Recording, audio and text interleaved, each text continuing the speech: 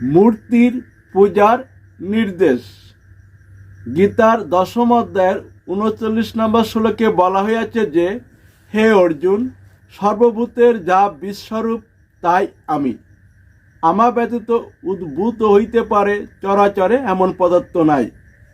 গীতার 6ষ্ঠ অধ্যায়ের 30 নম্বর শ্লোকে বলা হয়েছে যে, যিনি আমাকে সর্বভূতে অবস্থিত দেখেন এবং আমাতে সর্বভূত অবস্থিত দেখেন, আমি তার অদৃশ্য হই না, তিনিও আমার অদৃশ্য হন না। গীতার 6ষ্ঠ অধ্যায়ের 31 নম্বর শ্লোকে বলা হয়েছে যে, যে যোগী সমস্ত বুদ্ধি অবলম্বনপূর্বক সর্বভূতে ভেদ জ্ঞান পরিত্যাগ করিয়া সর্বভূত স্থিত আমাকে ভজনা করেন, তিনি যে অবস্থায় থাকুন না কেন আমাতে অবস্থান করেন।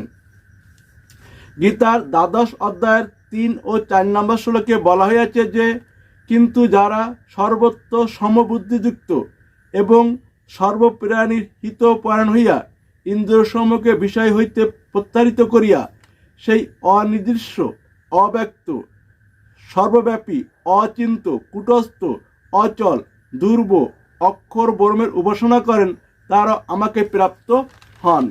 গীতার 12 অধ্যায়ের 5 নম্বর শ্লোকে বলা হয়েছে যে, অব্যক্ত নির্গুণ ব্রহ্মে আসক্ত চিত্ত সেই সাধকগণের সিদ্ধি লাভে অধিকতর ক্লেশ হয়, কারণ দেহধারীগণ অতি কষ্টে নির্গুণ ব্রহ্ম বিষয়ক নিষ্ঠা লাভ করিয়া থাকেন।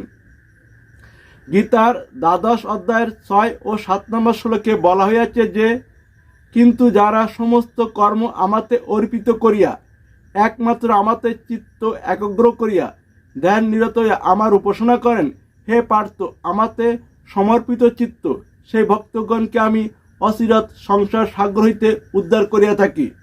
গীতার 12 অধ্যায়ের 8 নম্বর শ্লোকে বলা হয়েছে যে, আমাতে মন স্থাপন করো, আমাতে বুদ্ধি নিবিষ্ট করো, তা হইলে দেওয়ান্তে আমাতে স্থিতি করিবে, ইহাতে সন্দেহ নাই। গীতার 8ম অধ্যায়ের 5 নম্বর শ্লোকে বলা হয়েছে যে, যিনি অন্তকালও আমাকে স্মরণ করিতে করিতে দেহত্যাগ করে প্রস্থান করেন, তিনি আমারই ভাব প্রাপ্ত হন, ইহাতে সংশয় নাই। গীতার 8ম অধ্যায়ের 6 নম্বর শ্লোকে বলা হয়েছে যে, যিনি যে ভাব স্মরণ করিতে করিতে অন্তকালে দেহত্যাগ করেন, হে কন্তীয়, তিনি সর্বদা সেইভাবে তন্ময় চিত্ত থাকায় সেইভাবেই প্রাপ্ত হন। গীতার 8ম অধ্যায় 7 নম্বর শ্লোকে বলা হয়েছে যে, অতএব সর্বদা আমাকে স্মরণ করো এবং যুদ্ধ করো, অর্থাৎ সধর্ম পালন করো। আমাতে মন ও বুদ্ধি অর্পণ করিলে তুমি নিশ্চিতই আমাকে প্রাপ্ত হইবে। গীতার 4র্থ অধ্যায়ের 11 নম্বর শ্লোকে বলা হয়েছে যে, হে পার্থ, যে আমাকে যেভাবে উপাসনা করে আমি তাকে সেইভাবেই তুষ্ট করি। মনুষ্যগণ সর্বপ্রকারে আমার পথেরই অনুসরণ করে, অর্থাৎ মনুষ্যগণ যে পথই অনুসরণ করুক না কেন সকল পথে আমাতে পৌঁছাতে পারে, তবে সময় কম আর বেশি। গীতার 7ম অধ্যায়ের 20 নম্বর শ্লোকে বলা হয়েছে যে, স্ত্রী, পুত্র, ধন, মানাদি বিবিধ কামনা দ্বারা যাদের বিবেক অপহৃত হইয়াছে, তারা নিজ নিজ কামনা কুলুষিত স্বভাবের বশীভূত হইয়া ক্ষুদ্র দেবতাদের আরাধনায় ব্রত উপবারাদি যে সকল নিয়ম আছে তা পালন করিয়া থাকে, অর্থাৎ আমার ভজনা করে না। গীতার 7ম অধ্যায়ের 21 নম্বর শ্লোকে বলা হয়েছে যে, যে সকাম ব্যক্তি ভক্তিযুক্ত হইয়া শ্রদ্ধা সহকারে যে দেব মূর্তি অর্চনা করিতে ইচ্ছা করে, আমি অন্তর্যামী রূপে সেই সকল ভক্তের সেই দেব মূর্তিতে ভক্তি অচলা করিয়া দিই। গীতার 7ম অধ্যায়ের 22 নম্বর শ্লোকে বলা হয়েছে যে, সেই দেব উপাসক মদবিদ শ্রদ্ধাযুক্ত হইয়া সেই দেব মূর্তির অর্চনা করিয়া থাকে এবং সেই দেবতার নিকট হইতে নিজ কাম্য বস্তু লাভ করিয়া থাকে, সেই সকল আমার কর্তৃক বিহিত, কেননা সেই সকল দেবতা আমারই অঙ্গস্বরূপ। গীতার 7ম অধ্যায়ের 23 নম্বর শ্লোকে বলা হয়েছে যে, কিন্তু অল্প বুদ্ধি সেই দেব উপাসকগণের আরাধনায় লব্ধ ফল বিনাশশীল। দেব উপাসকগণ দেবলোক প্রাপ্ত হন, আর আমার ভক্তগণ আমাকে লাভ করিয়া থাকেন। গীতার 7ম অধ্যায়ের 25 নম্বর শ্লোকে বলা হয়েছে যে, অল্প বুদ্ধি ব্যক্তিগণ আমার নিত্য সর্ব উৎকৃষ্ট পরম স্বরূপ না জানায় অব্যক্ত আমাকে প্রাকৃত মনুষ্যবাদ ব্যক্তি ভাবাপন্ন মনে করে। গীতার 10ম অধ্যায়ের 10ম শ্লোকে বলা হয়েছে যে, যারা সতত আমাতে চিত্ত অর্পণ করিয়া প্রীতিপূর্বক আমার ভজনা করেন, সেই সকল ভক্তকে আমি ঈদৃশ্য বুদ্ধিযোগ প্রদান করি, যদ্বারা তারা আমাকে লাভ করিয়া থাকেন। গীতার 10 অধ্যায়ের 11 নম্বর শ্লোকে বলা হয়েছে যে আমার সেই ভক্তগণের প্রতি অনুগ্রহার্থেই তাদের অন্তঃকরণে অবস্থিত হইয়া উজ্জ্বল জ্ঞানরূপ দীপ দ্বারা তাদের অজ্ঞান অন্ধকার বিনষ্ট করি। গীতার 11 অধ্যায়ের 55 শ্লোকে বলা হয়েছে যে হে পাণ্ডব, যে ব্যক্তি আমারই কর্মবোধে সমুদায় কর্ম করেন, আমি যার একমাত্র গতি, যিনি সর্বপ্রকারে আমাকে ভজনা করেন, যিনি সমস্ত বিষয়ে আসক্তি শূন্য, যার কার উপর শত্রু ভাব নাই, তিনি আমাকে প্রাপ্ত হন। গীতার 9 অধ্যায়ের 23 নম্বর শ্লোকে বলা হয়েছে যে হে কন্তীয়, যারা অন্য দেবতায় ভক্তিমান হইয়া শ্রদ্ধাযুক্ত চিত্তে তাদের পূজা করে, তারা আমাকে পূজা করে, কিন্তু অবিধিপূর্বক, অর্থাৎ যাতে সংসার নিবর্তক মোক্ষ বা ঈশ্বর প্রাপ্তি ঘটে তা না করিয়া। গীতার 9 অধ্যায়ের 24 নম্বর শ্লোকে বলা হয়েছে যে আমি সর্বযজ্ঞের ভোক্তা ফলদাতা, কিন্তু তারা আমাকে যথার্থরূপে জানে না বলে সংসারে পতিত হয়। গীতার 9 অধ্যায়ের 25 নম্বর শ্লোকে বলা হয়েছে যে ইন্দ্র আদি দেবগণের পূজকেরা দেবলোক প্রাপ্ত হন।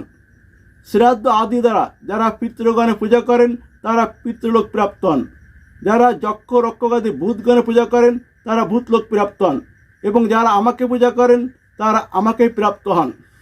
গীতার 8 অধ্যায়ের 16 নম্বর শ্লোকে বলা হয়েছে যে হে অর্জুন, ব্রহ্মলোক পর্যন্ত সমস্ত লোক হইতেই লোক সকল ফিরিয়া পুনরায় জন্মগ্রহণ করে, কিন্তু আমাকে পাইলে আর পুনর্জন্ম হয় না। গীতার 14 অধ্যায়ের 27 নম্বর শ্লোকে বলা হয়েছে যে যেহেতু আমি ব্রহ্মের বা আত্মার নিত্য অমৃতের অর্থাৎ মোক্ষের, সনাতন ধর্মের এবং ঐকান্তিক সুখের প্রতিষ্ঠা, অথবা আমি অমৃত ও অব্যয় ব্রহ্মের বা আত্মার শাশ্বত ধর্মের এবং ঐকান্তিক সুখের প্রতিষ্ঠা। গীতার 10 অধ্যায়ের 8 নম্বর শ্লোকে বলা হয়েছে যে আমি সমস্ত জগতের উৎপত্তির কারণ, আমার হইতে সমস্ত পরিবর্তিত হয়, বুদ্ধিমানগণ ইহা জানিয়া প্রেম আবিষ্ট হইয়া আমার ভজনা করেন। গীতার 9 অধ্যায়ের 34 নম্বর শ্লোকে বলা হয়েছে যে তুমি সর্বদা মনকে আমার চিন্তায় নিযুক্ত করো, আমাতে ভক্তিমান হও, আমার পূজা করো, আমাকেই নমস্কার করো, এই রূপে মতপ্রাণ হইয়া আমাতে মন সমাহিত করিতে পারিলেই আমাকে প্রাপ্ত হইবে। গীতার 18 অধ্যায়ের 65 নম্বর শ্লোকে বলা হয়েছে যে তুমি একমাত্র আমাতে চিত্ত রাখো, আমাকে ভক্তি করো, আমাকে পূজা করো, আমাকে নমস্কার করো। আমি সত্য প্রতিজ্ঞাপূর্বক বলিতেছি, তুমি আমাকেই পাইবে, কেননা তুমি আমার প্রিয়। গীতার 18 অধ্যায়ের 63 নম্বর শ্লোকে বলা হয়েছে যে সকল ধর্ম পরিত্যাগ করিয়া তুমি একমাত্র আমার শরণ লও, আমি তোমাকে সকল পাপ হইতে মুক্ত করিব, শোক করিও না। উপসংহার: আকার শূন্য স্রষ্টায় বাসুদেব, যাকে পরব্রহ্ম, পরমেশ্বর, পরমাত্মা বা পুরুষোত্তম বলিয়া সম্বোধন করা হয়। তিনি এক এবং অদ্বিতীয়, তার জন্ম মৃত্যু নাই, তিনি অক্ষয় অব্যয়, তিনি অনন্ত কোটি ব্রহ্মাণ্ড ব্যাপিয়া অবস্থিত আছেন। আকারশূন্য স্রষ্টার সাকার হওয়াটাকেই সৃষ্টি কিংবা জন্ম বলে, এবং সাকার স্রষ্টার আকারশূন্য হওয়াটাকেই প্রলয় কিংবা মৃত্যু বলে। অর্থাৎ স্রষ্টা বাসুদেব এক আছেন, বহুত হইবেন, তাই এই জগতের সৃষ্টি, আর তিনি বহুত আছেন, এক হইবেন, তাই প্রলয়ের কারণ বা প্রলয়ের সৃষ্টি। আকারশূন্য বাসুদেবের প্রকৃতি দ্বারা সৃষ্টি সকল তার নিজেরই রূপ আকৃতি বা তার নিজের মূর্তি, অর্থাৎ সমস্ত জগৎটাই হলো আকারশূন্য বাসুদেবের দেহ। আর এই আকারশূন্য স্রষ্টাযুক্ত সৃষ্টিকে বলা হয় ভগবান, আর সেই ভগবান হলেন স্বয়ং শ্রীকৃষ্ণ। তার প্রমাণ গীতায় 10 অধ্যায়ে বিভূতিযোগে তার রূপের বর্ণনা, এবং 11 অধ্যায়ে সেই পরিণত রূপের দর্শন, যাকে বিশ্বরূপ দর্শন যোগ বলে, এবং বেদে পুরুষ সূক্তে বিরাট পুরুষ নামে সেই পুরুষোত্তম শ্রীকৃষ্ণ। একটা ব্রহ্মাণ্ডে সেই পরব্রহ্ম বা বাসুদেব অর্থাৎ শ্রীকৃষ্ণই ব্রহ্ম বা ঈশ্বর বা আত্মা বা পুরুষ নামে খ্যাত, এবং প্রতিটা দেহে সেই শ্রীকৃষ্ণ বা বাসুদেবই জীবাত্মা রূপে খ্যাত। তাই শ্রীকৃষ্ণ ছাড়া দ্বিতীয় আর কোনো ব্যক্তি বা কর্তা বা উদ্ভূত কোনো পদার্থ নাই, অর্থাৎ কোনো শরিক নাই। সুতরাং সবাই পূজ্য। যেমন মনুষ্য জীর্ণ বস্ত্র পরিত্যাগ করিয়া নতুন বস্ত্র পরিগ্রহ করেন এবং সেই নতুন বস্ত্র সহ তিনি একই হন, তদ্রূপ আকারশূন্য বাসুদেব অর্থাৎ পরমাত্মা বা আত্মা জীর্ণ শরীর পরিত্যাগ করিয়া নতুন শরীর পরিগ্রহ করেন এবং তিনি সহ অর্থাৎ আকারশূন্য স্রষ্টা সহ সেই নতুন শরীরও একই হন। অর্থাৎ দেহের মধ্যে আকারশূন্য স্রষ্টা থাকায় দেহটায় স্রষ্টার সাকার রূপ হয়। আকারশূন্য বাসুদেবের চিত্ত স্থির করা কষ্টদায়ক, তাই বাসুদেবের রূপ ধারণ করে ভগবান অর্থাৎ শ্রীকৃষ্ণ হওয়া, যাতে সহজে বা অনায়াসে মানুষ শ্রীকৃষ্ণতে চিত্ত স্থির করিয়া দেহ ছেড়ে আত্মায় এবং আত্মা থেকে পরমাত্মায় বা বাসুদেবে লীন হয়ে চিরস্থায়ী মুক্তি বা মোক্ষ প্রাপ্ত হতে পারেন। তাই স্রষ্টা স্বয়ং ভগবান শ্রীকৃষ্ণই এই জগতে সাকার স্রষ্টা বা সাকার দেবতার পূজার ব্যবস্থা করেছেন এবং সেই পূজায় প্রসাদ হিসাবে ব্যবহার করা হয় উদ্ভিদ থেকে সংগ্রহ খাদ্য, মাছ মাংস নহে। কারণ মাছ মাংস বা আমিষ জাতীয় খাদ্য মনটাকে বিক্ষিপ্ত করে আর নিরামিষ জাতীয় খাদ্য মনটাকে স্থির করে, আর এই মনটা ধীর বা স্থির হলে স্রষ্টার সাক্ষাৎ মেলে। তাই হিন্দু বা সনাতনীরা মন্দিরে যান স্রষ্টা বা দেবতার সাক্ষাৎ লাভে। কিন্তু মাছ মাংস ভক্ষণকারী অল্প বুদ্ধি ব্যক্তিরা স্রষ্টার সৃষ্টি ভোগের নিমিত্তে দেবতাদের পূজা করেন এবং তারাই সৃষ্টিকে বৃদ্ধি করে থাকেন। আর নিরামিষভোজী জ্ঞানীরা সৃষ্টিকে ছেড়ে স্রষ্টাকে খোঁজেন দেহ ছেড়ে আত্মায় গিয়ে সিদ্ধি লাভ করবার জন্য এবং পরমাত্মা বা বাসুদেবে লীন হয়ে চিরস্থায়ী মুক্তি বা মোক্ষ পাওয়ার জন্য।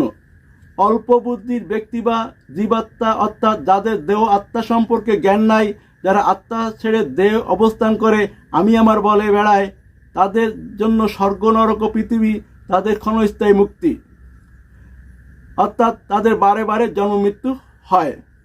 আর যারা মন স্থির করে দেহ ছেড়ে আত্মায় যেতে পারেন তারাই সিদ্ধি লাভ করেন এবং তারাই ব্রহ্মলোক বা আত্মার লোকে দীর্ঘস্থায়ী মুক্তিপ্রাপ্ত হইয়া অবস্থান করেন। তবে পরমাত্মা যেতে না পারলে তারাও সেখান থেকে ফিরে আসেন। আর যারা সেই আত্মা থেকে পরমাত্মায় বা বাসুদেবে অর্থাৎ শ্রীকৃষ্ণতে লীন হতে পারেন তারাই চিরস্থায়ী মুক্তি বা মোক্ষ প্রাপ্ত হন। তাই মুক্তি 3 প্রকারের। এখন চাও আপনাদের আর পূরণ স্রষ্টা স্বয়ং ভগবান শ্রীকৃষ্ণের।